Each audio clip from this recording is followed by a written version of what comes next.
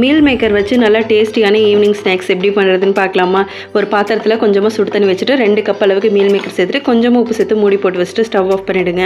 அது தன்னால் ஆறுனதுக்கப்புறமா நல்லா புழிஞ்சிட்டு மிக்சர் ஜாரில் சேர்த்துட்டு நல்லா அரைச்சி எடுத்துக்கோங்க. இப்போ இது எல்லாத்தையும் ஒரு பாத்திரத்தில் சேர்த்ததுக்கப்புறமா நல்லா பொடியாக கட் பண்ணி இஞ்சி, 1 டீஸ்பூன் அளவு ஜீரகம், பொடியாக கட் பண்ணி வச்சுருக்க பூண்டு, ஒரு பச்சை மிளகாய் சேர்த்துக்கலாம்.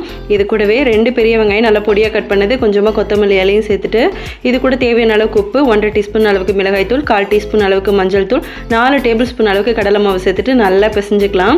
இந்த மாதிரி உருண்டை பிடிச்சி கடாயில் நல்லா எண்ணெய் ஊற்றி பொரிச்சு எடுத்தாலும் ஓகே. அப்படி இல்லையா தோசைக்கல்லில் கம்மியாக எண்ணெய் ஊற்றி வடை மாதிரி தட்டி போட்டாலும் ஓகே. 2 பக்கமும் நல்லா திருப்பி போட்டு வேக வச்சுக்கோங்க. மேலே நல்லா முறுமுறுனும் உள்ளே நல்லா சாஃப்டாகவும் சூப்பராக ரெடியாகி வரும்.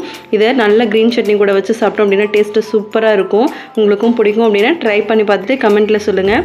இந்த வீடியோ உங்களுக்கு பிடிச்சிருந்ததுன்னா மறக்காமல் இந்த வீடியோவை லைக் பண்ணிட்டு சப்ஸ்கிரைப் பண்ணிவிடுங்க. பாய்.